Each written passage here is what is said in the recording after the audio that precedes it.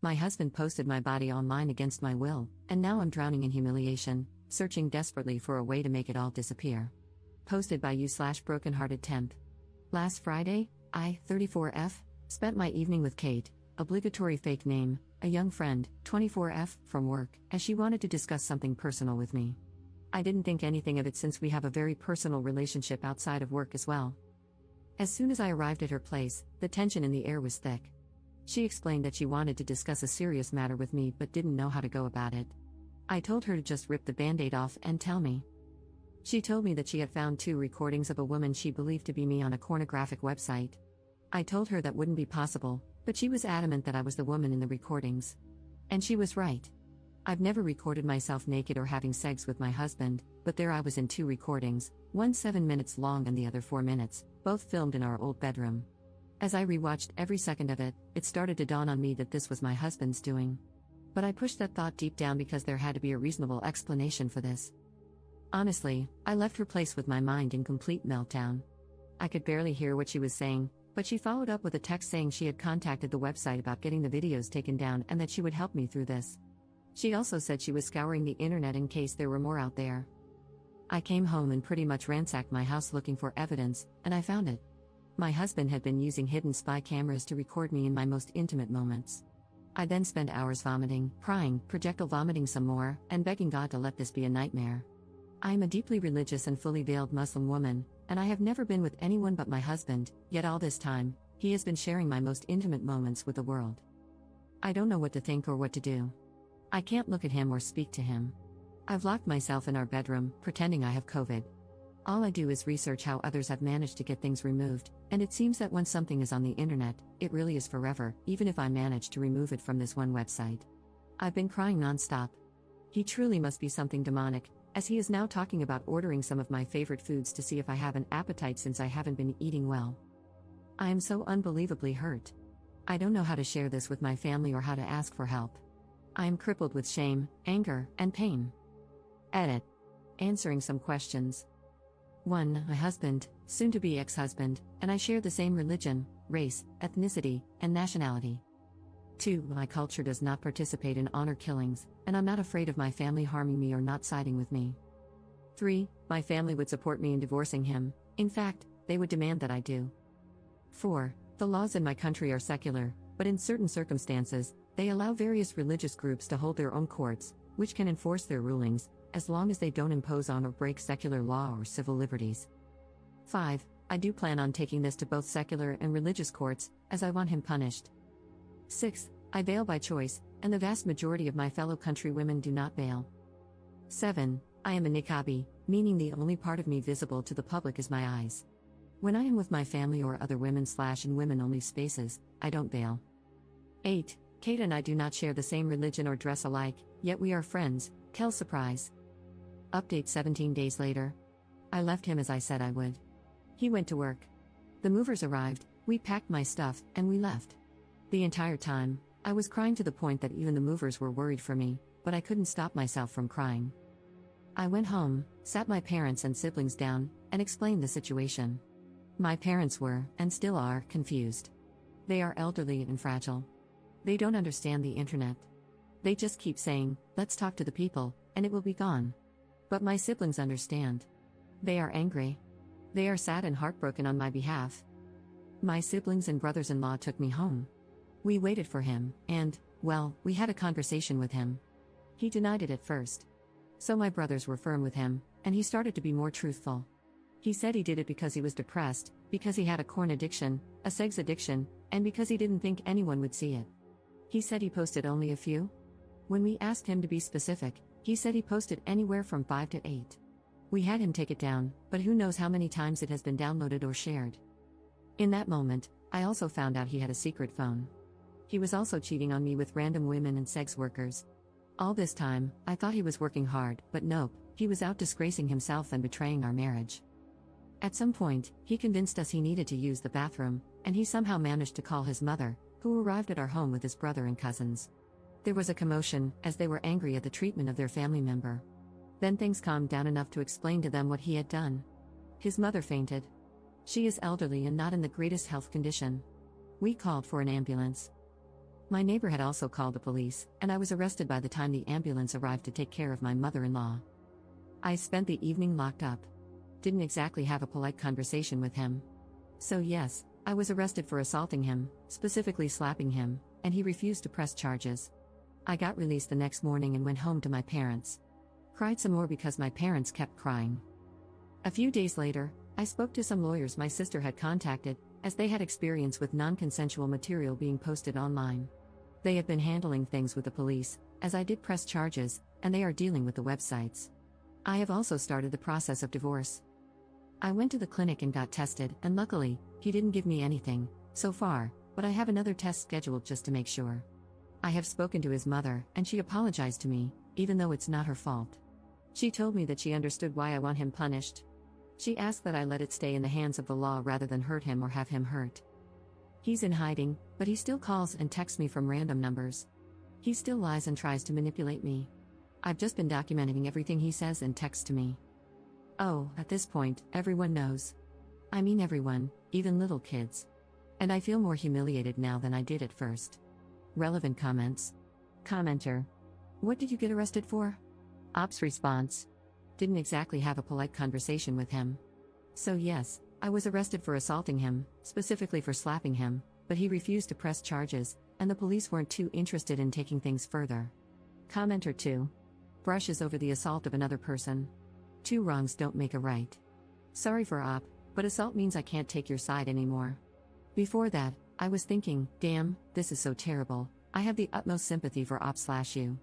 But then, to assault someone to the point of being arrested, sounds like a bad bunch of apples. Your ex is a piece of crap, but he isn't going to press charges for a massive mistake you clearly made. Maybe you could have been the bigger person instead of dragging yourself down like that. Sorry if I irritate you, I'm just calling it as I see it. 2 wrongs don't make a right, and that is a hugely valuable lesson to learn in life. You came here and shared the story, and since I'm here, I'm allowed to comment on it as I see fit. Ops response. No, I don't accept this. One does not get to victimize me without me retaliating in some manner.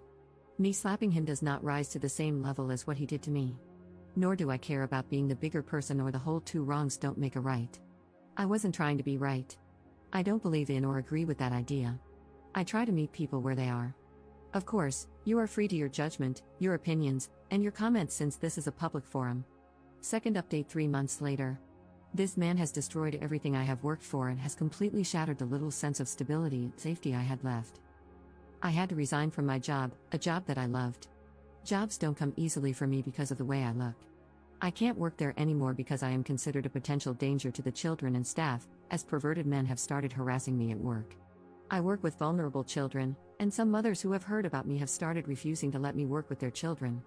Some don't want me involved with their child because their husbands can't stop being inappropriate.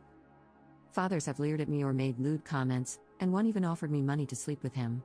Men have catcalled me more frequently than ever before. Men stare at me. A man followed me from my dentist's office and groped me on the street. Random men call my phone, my family home, and my office to verbally abuse me because my husband has posted my address, personal and work emails, phone numbers, workplace address, and every other bit of my personal information online. It feels as if the eyes and judgment of the entire world are on me. Yes, the vast majority of people are sympathetic, kind, and supportive. Many have reached out, from old classmates to former colleagues, neighbors, members of my religious community, family friends, his family, and many more who have expressed solidarity and kindness. But the crazies and perverts who believe him and are like him are bolder, louder, and much more noticeable. Then I found out from my lawyers and their investigators that he was drugging me and assaulting me as I slept. I suffer from migraines and insomnia and take medication for them. He saw my medication as an opportunity to drug me with my own prescriptions. He was actually bragging on a forum where other perverts congregate, boasting about how clever he was for drugging me with my own medication. They were encouraging him to do even worse things to me. My soon-to-be ex-husband has also decided to spread rumors that I was aware of the cameras and pressured him into posting online, and there are people who believe him. He also changed his mind about not pressing charges. I went to court. The judge and prosecutors were sympathetic and dismissed the case. It was a combination of my lawyers explaining the circumstances that led to me slapping him and his subsequent actions, threatening me, attacking me, doxing me, and blackmailing me by saying he didn't care about the slap and would drop everything if I forgave him. My lawyers used his own words against him, as he had written them in text messages and admitted in a recorded call that I hadn't slapped him that hard and that he'd only pressed charges to harm me. But his crimes against me are still being investigated by the prosecutors. Third update 3 months later. I wish I could say I was feeling better or doing better, but I feel awful and am still struggling with everything. It is still his life's mission to be as cruel as he can be and to stand in the way of every step I take. He is still refusing to work with my divorce lawyer, continues to be difficult every step of the way, and has run off his own lawyers. He is now in his third lawyer, and we are again starting from scratch in the divorce negotiations. He has been granted an extension by the courts due to his last lawyer dropping him just a few days before our hearing. As for posting non-consensual material, a trial date was scheduled, and he recently asked for an extension. He'll probably be granted it since his criminal lawyer dropped him too. So, in the last month, he has been dropped by both his divorce lawyer and his criminal lawyer. The man is on a roll. When it rains, it sure pours. My father passed a little over a month ago, and my mother is now in hospice care as she prepares to return to God. I'm sad but not shocked, as I've had a long time to prepare for this. My father had been battling cancer for almost 3 years, so I was as prepared as a person can be, and my mother's health had been declining significantly for years due to her dementia. My soon-to-be ex-husband decided it was a great idea to corner me at the venue where we held the after-funeral meal. He waited until I was alone and approached me as I was cleaning up. At that moment, I was exhausted and couldn't muster the rage to chase him off as I had done many times before. So, I just let him talk. He seemed almost decent as he rattled off a million excuses for why things were the way they were. He cried about how awful he feels for hurting me. Then he started telling me how he always felt I was better than him in everything, that I made more money, was better educated, had traveled more than he had, and that he felt jealous of my confidence. In the beginning, these were the things that attracted him most to me, but as our relationship and marriage progressed, they became the things he started to dislike about me. He also said he was angry that I refused to consider being a stay-at-home wife and mother, even though he knew from the beginning that I wasn't the homemaker type. He claimed he tried to be a good husband but that my refusal to bend or let him have the last say in things was a catalyst for his anger and need to humiliate me. He talked about how he had always struggled with addiction but thought marriage would cure his depression, porn, and sex addiction. He believed that if I ever found out, I would have never married him or would divorce him, and that angered him, pushing him to punish me for thinking I was better than him. He was jealous and angry about so many things. But when I said, "So you hurt me because you felt jealous and inadequate in comparison?" he lost his mind, started shouting, and said he knew I would react that way. I decided to refrain from commenting further and just let him spill his guts uninterrupted. For 3 hours, he made excuse after excuse for why he did what he did. But it all comes down to him feeling inferior to me, being jealous and angry that I dared to have a mind and life of my own. He admitted that right before our wedding, he joined an online men's group to help with his porn and sex addiction. One tip given was to make your own porn and watch that instead, but he knew I'd never agree to it. So, it was my fault he needed to spy on me. He claimed he never intended to share the recordings with others, but one day, I angered him so much that, as payback, he posted them, and it felt good. Every time I emasculated him by having my own mind or upset him in some way, he posted more. Eventually, he gained a following, with so many men asking him to post more that he started to enjoy the attention. Other men looked up to him for his sexual prowess. At the same time, his sex addiction resurfaced, and he fell back into the habit of picking up women or, when he couldn't get it for free, hiring sex workers. Then, I guess, it spiraled out of control for him. The more he spent on his addictions, the more lies he told, the more he felt like a failure for making me cover our expenses, and the more he resented me. He got stuck in a cycle of self-destruction, which only fueled his anger toward me. He also said he joined a support group for addicts and started going to an addiction rehabilitation clinic as an outpatient to deal with his issues, and that I should give him credit for that. He feels I should be proud of him for making this effort and that I should take him back since he's putting in so much work. He also believes I should appreciate that he hasn't stalked me since my dad died and that he is sincere in feeling this way. He genuinely doesn't understand why I'm not seeing how hard he's been trying these past few months. In his deluded mind, he thinks his honesty in our conversation should count for something and that I'm just a heartless beach for remaining stoic and unmoved by his tears and supposed vulnerability.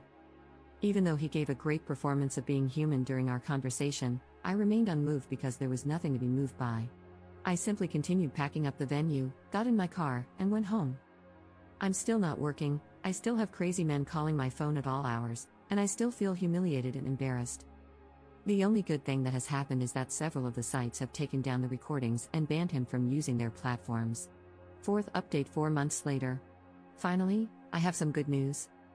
A while back, I was granted a restraining/protective order, but my now officially ex-husband continued to stalk and harass me. After the umpteenth time of calling the police and going to court, he was finally imprisoned, and he has been in prison for a little over a month. I was also granted my divorce. I initially wanted a quick divorce and was willing to give him everything he asked for, but he kept finding ways to delay it or demanding more and more. Eventually, I just snapped and told my lawyers to do their worst, and they did. My lawyers hated him, and I got everything I wanted and way more. Not to gloat, but it was really satisfying to see him cry. This has been the most peaceful month I've had in a long time. This entire ordeal has taken a serious toll on my mental and physical health.